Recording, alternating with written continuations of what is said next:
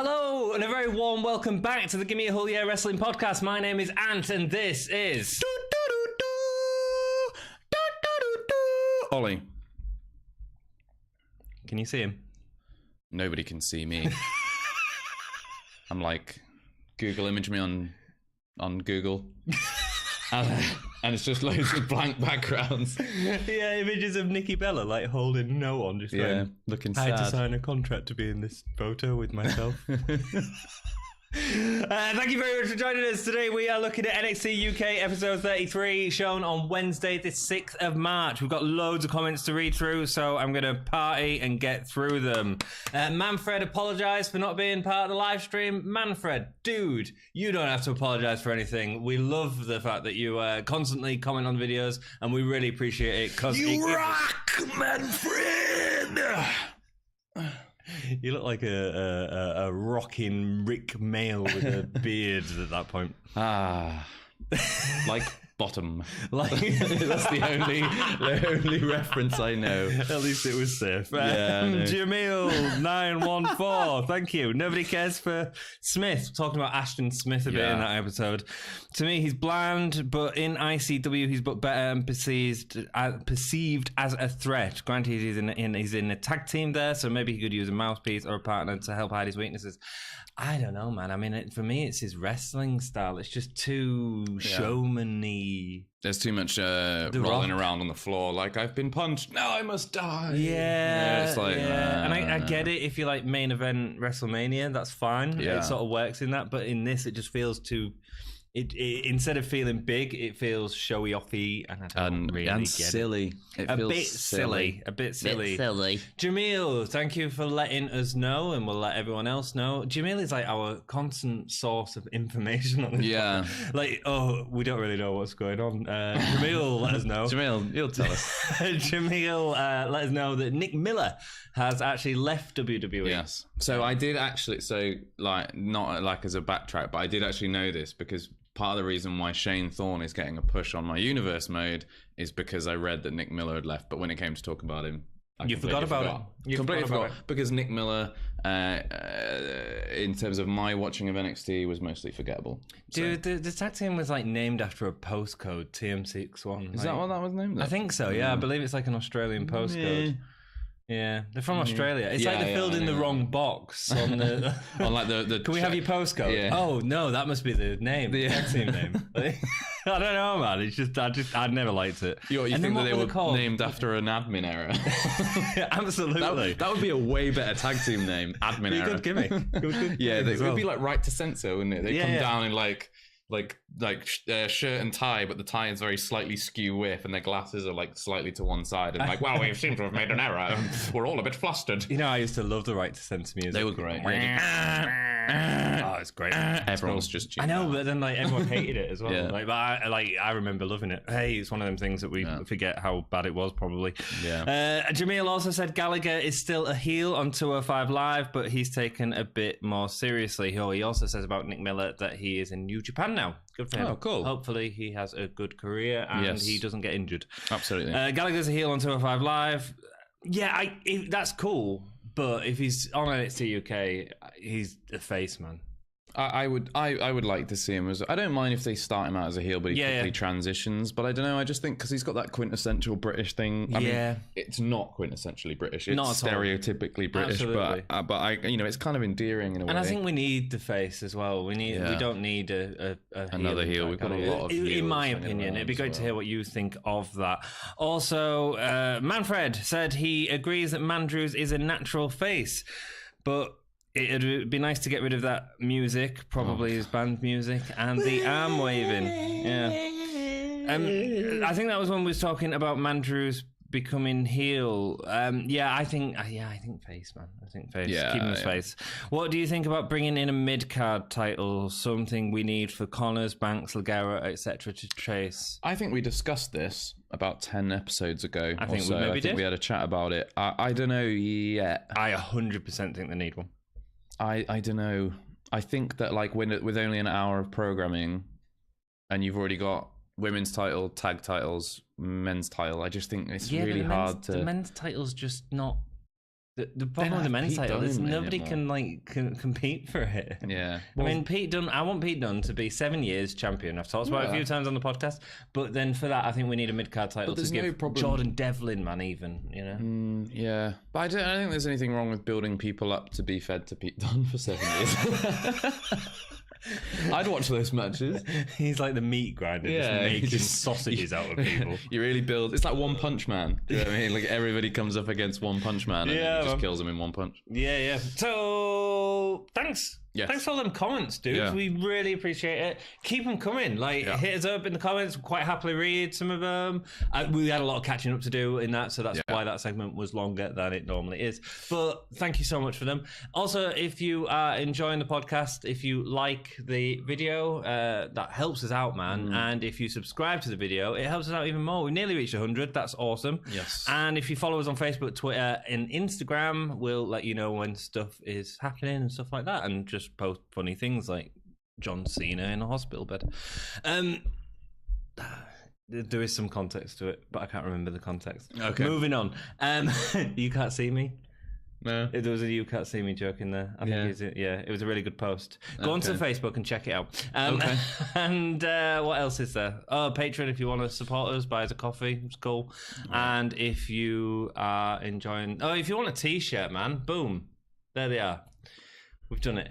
Right. It's really well timed. Did you notice that? Both our t-shirts came like we rehearsed it. It's like rehearsal. Manfred or Jamil, our two most commenters, if you can write a little note in the comments of when the podcast actually starts, that'd really help us out. So you've got the minutes, just add it in. That'd really help us out. So that anyone that don't want to hear us ranting about stuff can just skip it. Let's get into the review. Sky Dome Coventry, first episode filmed here. Yes. You liked it? Yeah, I liked it. At first, it seemed like they only had about 4 rows of people, and I was worried. And it looked like they had everything beyond it blacked out. Yep. But later on, it transpired that there was actually quite a few people there, which was good. They had some audience rises. I think it was in an ice skating arena. Probably. Hence there was a lot of blacked hat on stuff. Yeah, and there was like a big thing that said, like, don't take your skates on the main floor, I think. Which wrestler do you want to come on out with skates? Oh, man. Isla Dawn. I wanted to come out skating around like, I am the queen. I'm the witch. Absolutely, man. With some like haze and some dry ice and That'd stuff. Be great. It'd be great. No, I agree. Be all over that. At the start of the episode, we have a catch-up video package of the Devlin Banks feud at the beginning, including the double count out in Blackpool, at the video promo from Devlin walking across the beach in Ireland, and the attack from Devlin to Banks at the Performance Centre. No image of Banks interfering in Daz matches, though, in his matches with Daz. Yeah, I think they just took the bit from where he pulled him out of the ring at the end and then beat him up. Oh, right. It was very quick, though. It was just after he attacked Dar. Cool. But that was part of like Worlds Collide as well as this. So I thought they would have made a bigger deal of that because it brings sort of all of that together. I think what we've got here is a really boring feud that's turned into probably the best built feud that's going at the moment. Yeah, it's great. It was a fantastic video package, and I'm really glad that in this package they didn't mention anything to do with the Irish Ace, and they didn't mention any of the you're not proud of your country. Yeah, they missed out on all. That's good, isn't it? And it's good how a feud's gone from being quite a tacky thing into something that's actually been built really well. And we both said that at the start. Like this is silly. It was our least looking forward to. Yeah, we were like, match, what is going on exactly. Here? But it's been really well developed. So good work, NXT UK. More of that, please. First match. Ligero versus Joseph Connors. A match I was really looking forward to. After the last match with Joseph Connors and Ligero, where Ligero got the win, and it was not a very good match. I thought this match, they're going to blow it out the water. It's going to reignite Joseph Connors and Ligero. Really excited. First match in the new venue. Yeah. Yeah. Gutted. It wasn't awful, was it? It definitely wasn't what those two are capable of. No. And I think they're being stifled creatively. I think I know what it was missing. And I'll talk about it at the end of the match rundown. I think I know what he was missing. Okay. He gets to play with his shiny new toy here after losing the last match. Ligero went for a very early springboard DDT. He was too fast for Connors early on, but eventually Connors catches him and throws him out the ring. Right, cool. So we see the early going for the springboard DDT. Cool. Ligero's finisher. Nice little bit of foreshadowing there. But there's no foreshadowing. Well, because it doesn't happen at the end of the match. Potential foreshadowing. So that's part of the issue. The story that they're laying out in the match suddenly gets lost because that moment never actually happens. Is something that they're going to pick up with one. Yeah, and then whether he goes for it and. I was really hoping he was going to go for it. Connors would catch him and then go into his finisher. That'd be great. And that's what this match was missing. Big moments. After a double foot stomp in the corner from Connors, he lifted himself onto the top turnbuckles. That was really cool. Just lifting himself on his arms. I love that double stomp thing. It's classic. Yeah, it's great. But then he lifted himself onto the top of the turnbuckle and finishes off this really impressive sort of transition that the audience were cheering for with a shoulder barge. Again, sort of doing something really cool to get into a move, but then just doing a shoulder barge. It just sort of... Yeah. Not exciting way to finish it. As Connors has his knee to the back of Ligero, stretching out his arms, Connors shouts out, "What do you say?" And Ligero to his Frankenstein. It sounded like Frankenstein, man. No! It's because it was coming through his mask, wasn't it? I know, yeah. So you can't actually hear what he's saying. It sounded a bit weird, man. I mean, this feud has got nothing to it, really. It's got there's no heat around it, so we can't build it up like it has. I do love a good bit of drama, though. I do love a good bit of like, come on, give up. No, I won't. No, but because they've put that in for a video package later down the line in case they need it. Later on, they'll have like a thing, like they'll have like a video thing, and they'll go like, "Oh, Ligero just wouldn't give up," and he'll be like, "No, no," and they'll cut to that. And great EDT from Connors as he jumps over the top rope from the apron, really snaps into it. Looked great on the replay as well. A release facebuster from Connors was interesting. He sort of did it from a back position, twisted it. Technically great. The two start wrestling around the mat, and somehow Ligero gets down Connors' shoulders out of nowhere. The match, I mean, at the end of the match, Ligero wants a handshake, but Connors walked past him. Which seems like what should have been happening weeks ago that then led into the I didn't shake his hand because he's a shiny new toy and I'm you know what I mean, like it seems like they got this backwards. What's happening? I don't know, man. I mean, Connor should feel aggressive. Connor should have at that point like destroyed him or laughed at him or broke down or got a little toy soldier nutcracker thing and put his testicles in it and started munching on it or something, man. I mean, give us something to like watch, you know? Yeah, absolutely. But just like me. You just walked off. Yeah, nothing. Absolutely nothing. Who cares? Technically, it was an okay match. No heat to it. And the crowd needed some bigger spots in the match. Yeah, they did. You know? They did. They needed more. Catch him. Ligero jumps. Catch him. Catch him. Hit him with the, don't look down. He's got printed on his underpants now. Yeah, I know. It looks weird. Yeah. What I did like, my favourite moment of the match was when I was watching it thinking, God, I wish that ref would shut up. And then Joseph Connors just turned to the ref and went, shut up. And I was like, you can read my mind. For a second, I thought I was controlling him like NXT, like 2K19. I was like, I'm doing it. Press the shut up button.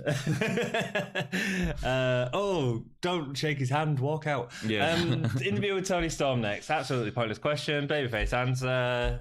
Yeah, blah. I mean, but Ginny, that was the interesting part of the promo. Ginny's shadowy figure from behind. We knew it was Ginny. We've seen this coming. We've seen it building up.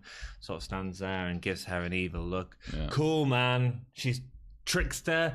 Some of the promos in this I really enjoyed, actually. Well, go on. Sorry, I was just going to say, Tony Storm, I think maybe because she's been living in the UK for a long time, her accent is all over the shop. Is it? Yeah, she sounded like a New Yorker at one point. I'm not going to try New York. Like, she said, like, good luck to... I don't know. I've written down here something that she said, but I don't think that's what she said. I think my autocorrect has gone wrong. Good luck to ensure. I think my autocorrect has good luck to everyone, maybe, yeah, everyone probably. Yeah, but it was like, I don't know, like I can't do a New York accent, but it's like, oh, New Yorker. Oh, good luck to everyone. I don't know. It was weird. It was really bad there. I didn't notice it. It sounded weird. Yeah. It was cool. I didn't mind it. I don't care what she said. It was all about Ginny in this. Yeah. That's fine. Next up, Wild Boar. And the Primute. The Primute. The Primute. Wild Boar and Primate video. Yeah. Good. Cool. Like to see more of them as a tag team. Need a name. Yeah. Wild Boar's good, man. Yeah, but my issue is great. They did this like the hunt begins, and they could be called the Hunt, which would be great. Good name. Yeah, but we've already seen them. Yeah, but I think and they lost. Yeah, but it's just about establishing them more. I think they've done that with Wild Boar already. Yeah, but do we just want to see them get beat in singles matches? Well, I'd rather just them. I feel like Wild Boar's been booked to the point now. I think he's really good in the ring. I think his character's really interesting, but he's been booked to the point where I don't care. Okay, cool. Because he's a loser. Cool. He's a total loser. He is. He's a little on the leash of some, Wyatt family or Matt Hardy thing, boxing kangaroos and all that sort of stuff. Make something of Primate. Don't stick him with that loser. How good would that be if Primate went into the Woken universe? Wonderful. Matt Hardy just riding him into into a medieval battle. Spear, joust in hand. Yeah, man. They just book it. They just superimpose him over the Lord of the Rings footage. He's just riding in the background, on the back of Primate. It'd be great. It'd be great. I'd watch that is so the entrance man as well. Yeah, that would be so good. Wildbird. I'm fine with it. I think we'll see where it goes. Gallus promo. They are the firm. So this promo feels completely different. Yeah. They've gone into a more gangstery thing as opposed to Scottish heritage, old-fashioned type thing. Yeah. I don't mind it. I don't mind it. My problem is, and it's been a problem with Gallus for a while. Yeah. And I didn't mind it to begin with, but it's really growing old. Yeah. Is they make so many analogies constantly. Yeah. They're just like, we're like a firm, but we're also like a team, but we're also like Gallus, but we're also like bagpipes, but we're also like just make up your mind. Where are you? Yeah, and what? Yeah, no, I get you. Just everything he says is like this stupid, not difficult, conundrum that you're supposed to unravel, but none of it's all surface deep. Do you know what I mean? There's nothing I felt there. This was delivered better, and even with the surface deepness that you're talking about, I thought it at least there wasn't repeating themselves every 5 seconds. This is our kingdom. The same sentiment, different words is what I would argue. And it also looked super like Mark was reading from an auto cue. Do you notice? No. Okay, so just look at me for a second. Okay, I'm now looking at you. Now I'm looking at an auto cue. We don't actually have an auto cue. I know, but that's what he was doing. Cool. No, I didn't know. Because you'll notice the difference. And when you you could tell it was very scripted and it was very direct. Yeah, it was probably. But Joe and Wolfgang could pass it off. They made it feel almost natural. I think Joe particularly. I think Mark was like, I will say this thing. I will say it like a Mark Dalek. Was better than any other promo we've ever seen him in. It's the only promo we've seen. No, him in, I think, he was scrapping backstage once. Don't you remember the they training? Were punching each other's hands. Yeah. And going, all right, I've done one punch. Now you do another. This is our kingdom. Remember. He did have to finish with "This is still our kingdom," though, didn't he? Yeah, which made me laugh. Yeah, I can't take it seriously. This is our kingdom. This is. How many times are you going to say that and be proved wrong before you decide, you know what, I give up with this? We've ruined Gallus for ourselves. I don't think we're that bad. I think we've just ruined them. No, they are really ourselves. good. It's just funny, isn't it? So they were saying about. So let's actually get into what they say when they do say something, and that is that two people have eaten at their table, which is Walter and Pete Dunne. There you go, another brilliant. Yeah, I know. Yeah, I get table. Yeah. These matches are the food, the ropes are the cutlery, the canvas is the table, and they're eating at our table. Oh man, are they gonna end this with like a tables match? Just say what you mean. For once, just say what you mean, Joe. I mean, a tables match. Tables match, trying the feud. Yeah, this is our table. Yes, and they just lay it out with match. Like a pig's head in the middle of the Jesus. Make sure David Cameron's not nearby. That's a joke that some people will get. Sorry, I'm getting all. It's all good. It's all good. Let's move through. I'm getting silly now. Let's move through this because this was the tiny section of the show. Look at it, like gabbing about it for 5 minutes. Walter and Pete Dunne. Where has this come from? I mean, I get that Coffee got kicked out of the ring, poor Coffee, but it's like it feels so contrived. Yeah. Like this was supposed to build up. Yeah. Especially with Gallus and the amount of time we spent on them, and Walter and Pete Dunne. And we know what's going to happen. Absolutely, of course we do. Well, no, do we? No, I don't think we do. What's going to happen? Well, it's going to lead to a match: Gallus versus Walter and Pete Dunne, which we've got. What's going to happen in that match? Walter and Pete Dunne are going to win, and then Walter's going to turn on Pete Dunne at the end and knock him out with a big boot. Yeah, and it's going to turn into Pete Dunne versus Walter. I think this could be a good time for Pete Dunne to take the L by Walter. So I don't know if they're going to win. Anyway, I think you need to keep Gallus strong as well. So I don't know. I just think if Gallus win, they've got the prerogative. I think that's the right word to stay around the main event picture, but I don't think that's what they need to be doing right now. It's a tough call, I think. I think it's a very tough call. We'll talk about it more in another episode, I have no doubt. Ratsy then goes straight away to interview Walter. I wanted him to slap that smile off his face. So, another diversion from the show, which we're meant to be keeping short. I know, right? So I found out that I knew where I'd seen Radsey before, and it's been bugging me for ages, and I couldn't work out where I'd seen him. He's a CBBC presenter. Is he? Yeah. I saw him I was in my local coffee shop. Hey. And did you meet Radsey? No. I opened up the front page of the newspaper and Radsey was there. All right. On the second page. Not page 3. Not page 3. It was either page 2 or page 4. And he was accepting some reward that they'd done with the CBBC, and I was like, what on earth is Radsey doing in that? And then it said CBBC presenter Radsey. I didn't realise he was a celebrity. Yeah. I still wanted Walter to slap the... It makes sense now as to why he asks really basic questions, though, because he's used to talking to children. Yeah, probably, there we go. Yeah. Walter's not a child. No, he's not. I just wanted him to He's a very big boy. I wanted him to slap him and send him into the convenience machines and, like, break him and, like... You know, he's there. He's not heel yet, is he? We don't know what he is yet. We don't know what he is. Silent and broody and mysterious. It's cool. I'm glad he's staying stum. Yeah, I'm looking forward to seeing what they do with this Coffee Gallus match. I think that is quite exciting, personally.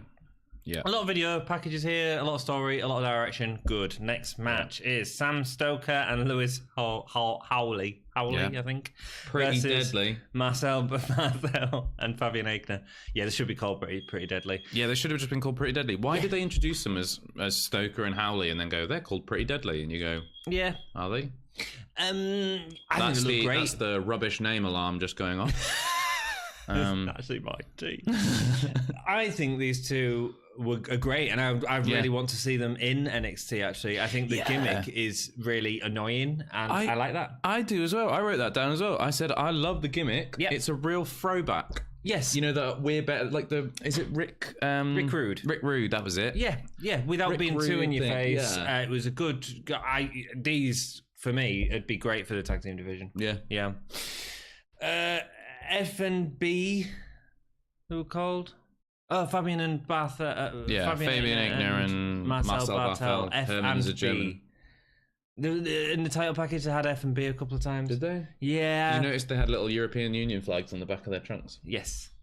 As well as their own flag from the country that they're from, Germany and Italy. Yeah. I like it. Let's call them European Union, not F&B, which sounds like a cheap man's M&S. Aichner catches one of his opponents. I don't know which one it was, sorry. They both had long hair and chats. Passes him over his body. Woo, woo, woo, woo. Power slam. Yeah. He's just messing about, when he really. Love it. Yeah. Stoker and Howley get a tiny bit of an offense when Marcel gets in. I thought Marcel looked a little weak in this match, and I don't think they should be booking him like that. He eventually gets a nice uppercut in. In fact, I would have liked them to have double-teamed Aichner, because Aichner is clearly the stronger guy. I don't want to see Marcel fall too far behind, you know what I mean? Great end, as Aichner has... Oh, Stoker and Howley get a little offense in. Eventually, Marcel gets a nice uppercut. Aichner has Stoker and he's just slapping him, shows of disrespect. Wonderful work, I like it. Howley tried to help Aichner and gets destroyed. Yeah, that clothesline. That clothesline was great. Then the stereo baseball slide. Yes. On the side of the apron. Really like cool. It. Cool. Yeah. Crowd pop for it. And you know what? It shows development because they were doing that, but with like a holding thing, but they've like elevated Done it. to two. Yeah, it's cool. I like it. I think I prefer the holding. I don't mind if they use both as part of their repertoire. Cool. Yeah, I agree. I hope they haven't replaced the original, but the thing that I like about the holding is it feels like a real bully thing. Yeah, like I'll hold him and you punch him. Yeah, kind of but not in a way that we've seen before. Yeah. So we hold them at the ropes, and that's much of their offense is so like unique and it is. What's the term that they use to describe AJ Styles? Like imaginative or original offense, you know what I mean? It's like kind of like it's stuff that we've not seen before. Yeah, it's exciting. Marcel throws one of them into a lift, a delayed lift slam. The Aichner held for a while. The crowd loved it. The crowd stood on the feet. I didn't rate it that much. It looked like he caught him at a weird angle. I think it was his hand positioning. He was holding him at the bottom as opposed to giving him any support. But I think he caught him low and then was trying to with such a strange weight to kind of maneuver. I think he was trying to get him higher up but couldn't. So he just ended up holding him for ages. Yeah. Which I think, if anything, is a demonstration of just how strong he is. Yeah, I agree. He could catch him at a really awkward angle and still hold him there for that long. Yep. The power slam encouraged by the European uppercut gets him the win. Yeah. I mean, these two are so good. I mean, especially Aichner. I am so impressed by them. Like, this match had no heat. It was just two guys that come out wearing a shirt, and yet I was entertained by it and had a good time and watched some fun moves. The 9 throat chops that he does when he goes 9 and throat chops.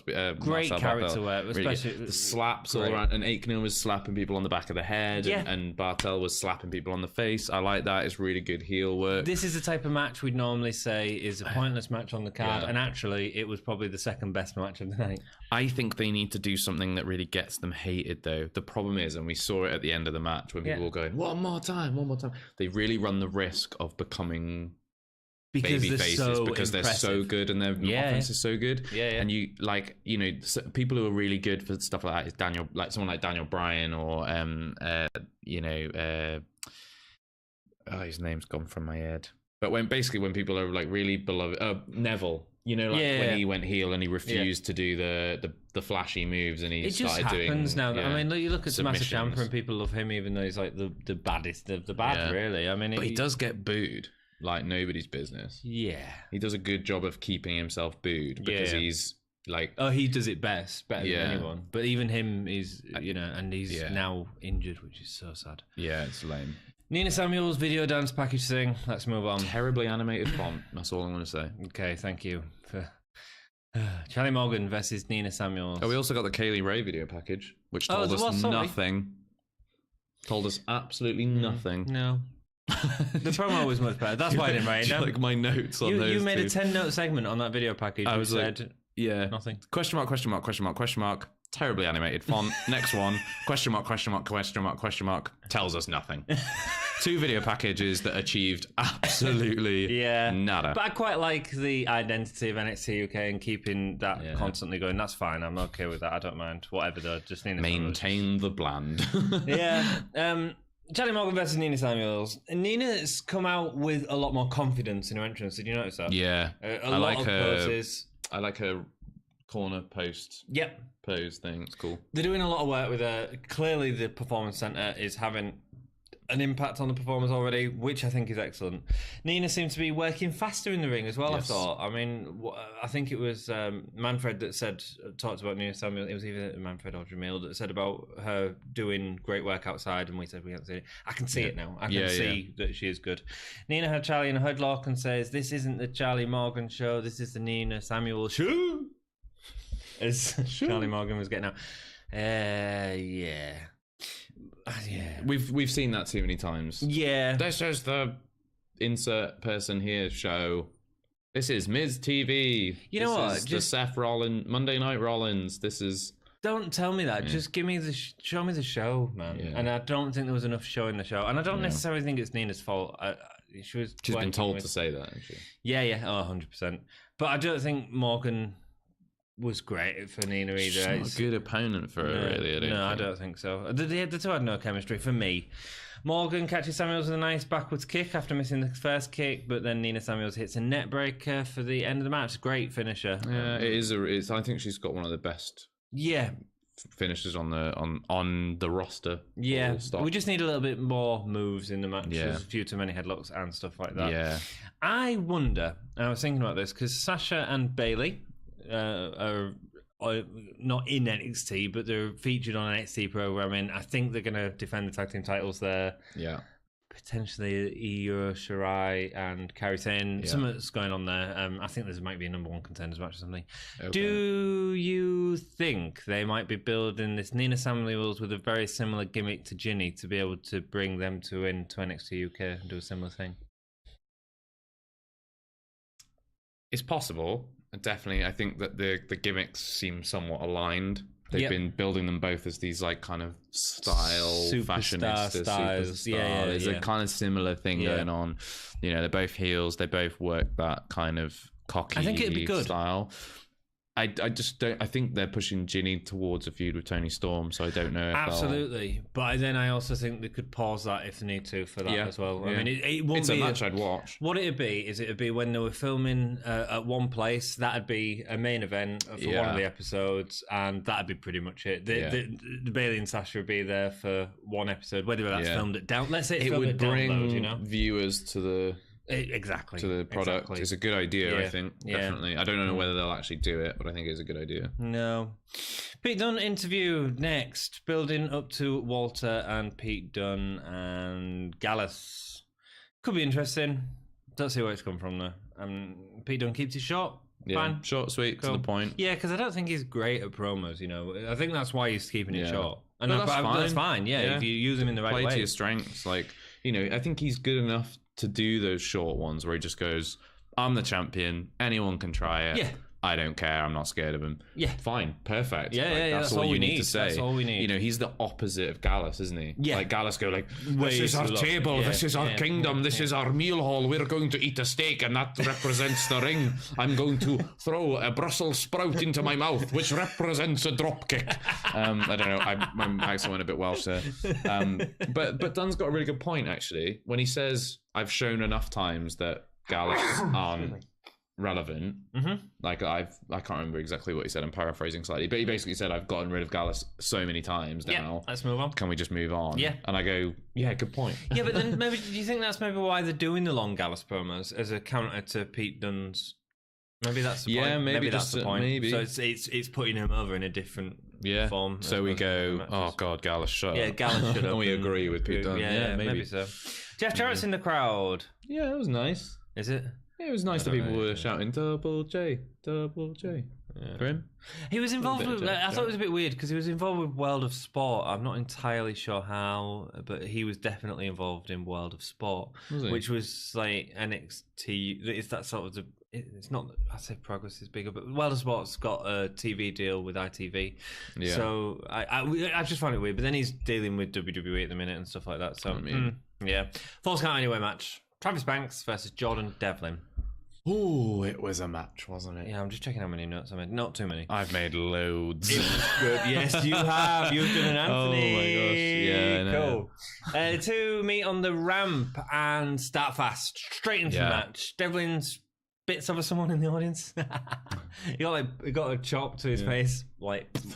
And this guy who was on the front row, there was loads that came out. He got drenched. I think the security guard was checking if he was okay, if the spit hadn't boiled his face. Keep doing it, Devlin. Spit on the audience more. Just spit on the audience more. Make it look like an accident. Absolutely. Because if it gets you over as a heel, which it will, keep doing it. Devlin falls off the top of the audience risers as Banks isolates both of his fingers. You may. Because it happens right at the very beginning. Cool. Travis Banks goes for a super. This is one of the little tiny bugbears I've got about this match. Yep. Travis Banks goes for a suplex, immediately goes for the pin. Yep. okay, the whole point of this feud is that it's bad blood feud. Yep. Is that they hate each other. Yep. Why would you want the match to be over that quickly? You want to punish this dude. Yeah. Why go for a pin off a suplex, off the first move of the match? Yeah, doesn't make sense to me. No. For me, it's the wrong tone. Yeah. You shouldn't be going for a quick win. You should be going for, I'm going to destroy him and then pin him or tap him out. I can agree with that. Yeah, but it still felt quite aggressive. But if they hadn't done the pin, it probably would have felt more so. So then we get the part where he falls off the risers. Devlin's hanging off. Banks isolates both of his fingers by hitting him off. A really nice crowd moment, actually. Really sort of wanting to see that go. He goes, he falls off. And then Banks jumps off the risers, or whatever you want to call them, onto Devlin. Great. Holy chip moment. Holy chip moment. There was some serious holy chip chance. It was a big jump. Okay, second bugbear of the match. And I have a bugbear. Super in. It was probably the same thing. Go. He's hanging off the thing, right? Not the same thing. We can see his feet, and they're about 2 feet from the floor. Yeah. Right? He's hanging 2 feet from the floor. Yeah. Travis Banks punches on his hands, and he falls off, right, onto the floor. Fine. 2 feet is not a very long, or maybe it's probably more than 2 feet, it's probably 3 or 4 feet, but it wasn't like 20 feet or something. Do you know what I mean? He didn't fall very far. Yeah. He landed on his feet because his feet were facing down. The camera cuts so that you don't see him fall or hit the ground. Yeah, the camera cuts to show Travis Banks. Yeah. It's and the commentators go, "Oh, we couldn't see from our position." But it was a big fall that he just fell. It was probably... We know that it wasn't a big fall. Yeah, that's probably why. Because, like, when Travis Banks jumps off, he's jumping like 10, 15, maybe 20 feet. Yeah, but he has someone to catch him. Yeah, but Devlin is falling 3 or 4 feet at that point. We're not stupid. Like... It's okay for him to fall and like hit his head or whatever. Do you know what I mean? And to be dazed to set up Travis Banks. Or fall into something, fall into a trash can or anything that isn't. I'm just going to fall 2 feet onto the floor and then try and make it look like it was further than it was because we're not stupid. Yeah, but the sell job probably didn't work for the camera angle. That's why they probably didn't show it. Yeah. No, my issue with this spot is I thought it was too early in the match. Very quick, wasn't it? It was very quick. It was a big high spot in the match, and I think that the match got let down a little bit by there was a ring section which I'll talk about when we get to it, but it slowed the pace of the match, and actually that was when it should have been swapped around a little bit. Yeah, build up to that spot because that was a good spot. It was the biggest spot of the match of the entire episode. Spoiler alert: Devlin gets a chair out, but but he can't get Banks. He ends up on the outside of the ring again. When Banks suicide dives onto him, he hits him with the chair. Looked to me a bit like a headshot. I didn't rewind it. The camera angle was really bad. Yeah, and they cut at a weird time. I actually think the impact was really terrible. Oh, okay. I think they probably didn't catch the impact they wanted, which is why they cut away on that time because it looked awkward. Like kayfabe, it was a cool spot, but I think the reason why the camera angle went weird was because they didn't catch it right. Probably. Your head's too big for you, Chance. Your head's too big for you. Your head's too big for you. Na, na, na, na. Oh my god, it was amazing. Because it's something I've been saying since like day one that he's got a giant head and a tiny body. He's got a giant head. They don't mention Balor anymore though, so there we go. Yeah, that's good. The two fight in the ring. It's not that they're doing anything wrong, but because they've had this massive spot, I felt like it just took it back. But then we get that beautiful standing moonsault from Devlin, which is great. Oh my god! Devlin defends Ricochet on the floor. Yeah. What was that all about? What did he say? NXT and picking up a... Cool, because Ricochet is the aerial ace, is he? I think that's one of his monikers. Oh, is the aerial ace. I didn't really hear what Devlin said. Oh, he says, there's only one ace in the WWE, and it's not Ricochet. Arr. Cool, fine. I would watch Devlin versus Ricochet. Oh, 100%. But I don't know what they're doing with Ricochet at the minute. Is he on NXT? Is he on WWE? Well, he's in the Dusty Rhodes tag. Yeah, that was filmed a while ago. What I'm saying is it feels like it just feels like there's too much confusion with what's going on with him anyway to sort of have that. But yeah, fair enough. If it happens, that'd be a match I'd definitely watch. Devlin goes for the Spanish fly off the apron, doesn't get it, falls off backwards, hitting his knee on the chair. Really good fall, really good. What's the word? Foreshadowing. Yeah. Really good. This is what we wanted from the first match. Yeah.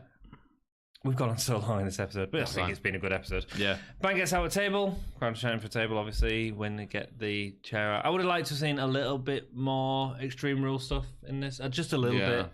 But I suppose, barricade spot, maybe. Yeah. But I guess the point is that it was they were focusing more on the Balls Count anyway, weren't they? Because they kept going for pins outside the ring and stuff. Maybe the next one will be an Extreme Rules or something like that. Watch that.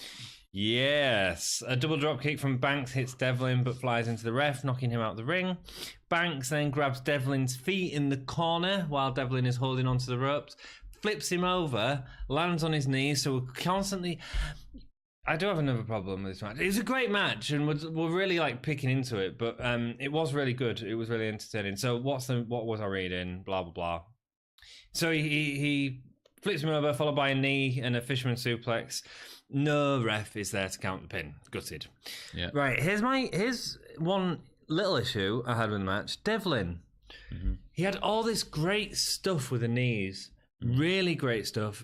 That Spanish Fly where he hit the if he did mean to hit the with his knees, then that was great. The knees loads. He didn't. I don't think he sold it enough.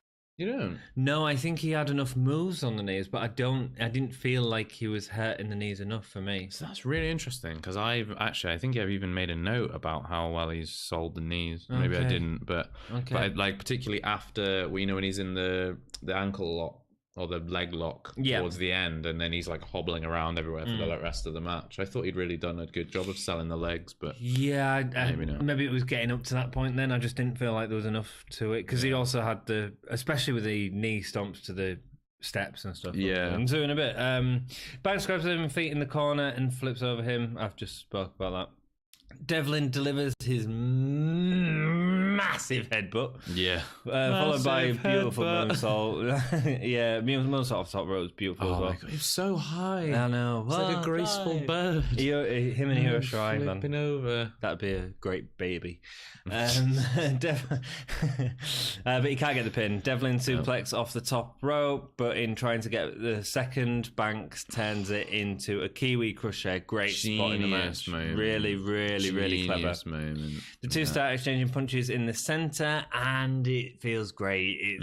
They sell it really well. We see it a lot, but they sell the tiredness of it, and it all feels natural. Do you know what's amazing about it, right? And I didn't twig until like a kind of moment after, but they even sold those moments as their characters. So like, obviously the Kiwi buzzsaw is buzzsawing his arms around, slamming them into Devlin, and then when it's Devlin's turn to come back, he does a really like he goes like leg, jump, hip, like chest, face, head. Do you know what I mean? And he like works and he does like a much more pinpoint precise, whereas Kiwi buzzsaw's like Devlin's really precise about where he gets those strikes, and it's really nice to see like such a distinct difference between those striking moments. Yep. Like sometimes you get Tyler Bate, Pete Dunne, for example, not a criticism of that match, but when they're punching each other, they're doing the same punches back and forth, and it looks like they're mirroring each other.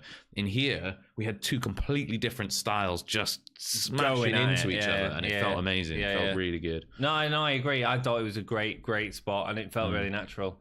Then Devlin delivers a Spanish Fly through the table for the win. Yeah. Both men look exhausted. Both men are knocked out at the end, basically. Yeah. A great finish. Yeah, amazing. Have you got anything else to add to the match that I sort of missed? There was a shoulder charge into the stairs that Devlin ate. Did I even say there's multiple stomps onto the knee? Yeah, because he does he does a shoulder charge into the knee. I don't think people knew how to react to Banks's stomps on the because I think they're like, that was Healy, was it? Yeah. Interesting though. Could have been looking at a double turn there. Could have been. If you pulled it right out the right way. Yeah, but then Devlin got the win as well. It was interesting. It was a really interesting moment because the crowd didn't know whether to cheer it or boo it when it was faced. It was well done. Yeah, I liked it. I like a bit of ooh. It was a great area. Yeah, absolutely. Absolutely. I thought it was a great match. Oh, the commentary, I got to mention, but that's going to hurt like, I don't know what he say. He says, that's going to hurt like something you might know. And then he goes, yeah, it begins with B and ends in itch, but it hurts way more than an itch. I was like, what? What is this convoluted Who's that, way? Nigel? It was Nigel again. Man, Nigel is just in NXT UK. I wonder if they're trying, and this was a little sort of hand. I didn't even write it down because I thought I'm not even going to go there. So they had Devlin. He had a welt on the back of his match, bleeding a little bit. Right, not a problem, but the camera was zoomed right in. Do you think they're trying to turn NXT UK into the older, but just with a little bit? Maybe they're just tiptoeing testing into it. Yeah, there might be. I'd be up for that. I'd be 100% up for because that. they're like, obviously British wrestling has a bit of a history of being like very hard hitting, very like strong style works with it, and like they chat a lot of the amount of swearing that you get from the crowds, from the wrestlers. Do you know what I mean? Like, obviously there are a lot of shows that are still like PG but NGW, I wonder if for this example, could be we'll just tiptoe into it. Yeah, see how it goes down. If AEW start doing it and they want a product that's similar to it without affecting the main NXT product, then this would be the one, man. It would. Interesting. Let us know what you think. It'd be great to hear what you think. Yeah, absolutely. I wasn't even going to mention that, until you mentioned that, and I was like, after the Holy Chip moment. Holy Chip. Holy Chip, indeed. And now we're getting... Feels like a bee. Stings like excited. An itch. Brutal match. Amazing to see them both sell it so well. This has been a great... the fact that they were down and out for so long afterwards. The refs had to pull... I'm happy if this is a blow off. I'm happy to go back for it in a couple of months. I'm happy if it carries on. Do give me whatever you want, WWE. I'd love to see them just run a bunch of stipulations by these guys. I could watch them fight. It'd be cool. And have it be that grudge that just never goes. You remember like when it was announced Sheamus versus Cesaro in a best of 7? And we went, oh my god, it's gonna be awful. And then it turned out to be amazing. That's exactly what this feud has been. What this could be. Yeah. Great. No, how many guest stars for the episode, my 3. friend? Okay, that's 3. high. Yeah, I really loved the last match. I think it was probably one of the best singles matches we've had. It's also, it was one of the best gimmick. We've only had a few gimmick matches really since we started. Yeah, and it was probably the best one. It was good. Yeah, really I like that. I like the Fabian Aichner match. I'm not going to give it as high as 3 though. I'm going 2.5. Cool. And so let's go into best match. Devlin and Banks. Yeah, easy. 100%. On best performer. Oh, I've got to give it to Jordan Devlin, man. He was amazing. He was. I'm really torn between Banks and Devlin. Yeah, they were both great. Aichner was great, but I think that because their match was so outstanding, it's hard to give it to Aichner. Banks and Devlin. I'll give them both. Probably Devlin. Yeah, I think just for me, Devlin's facial expressions are just.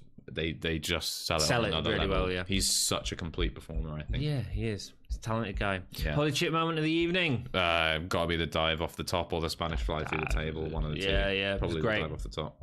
Absolutely, I'd say the splash from the top. Not something we've seen in it so far. Yeah. ECW. I think the last time I saw one of those in anything, like from the crowd, was Seth Rollins against Evolution. The last time I remember seeing it, anyway, in the Shield versus Evolution in like 2000. Oh, okay. 14, 15. There was stuff with Kofi Kingston and Randy Orton. Maybe they jumped out of the. I don't know. Yeah, cool. I don't remember seeing it. Anyway. Oh, Sasha Banks and Charlotte did a bit of stuff in the crowd. They did, anyway, but there was no big jumpy stuff. No. Cool, rock and roll. Thanks ever so much for joining us.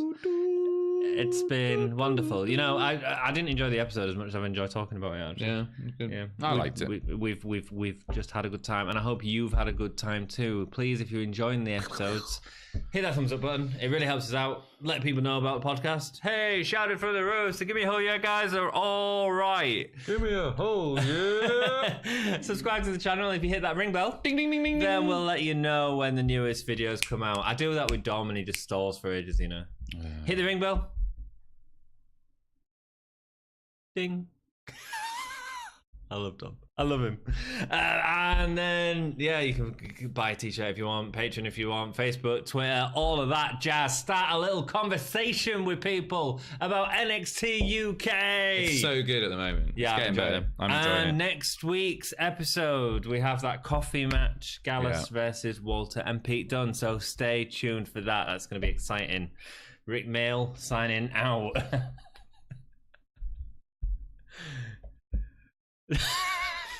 Keep it gay, guys. Thank you.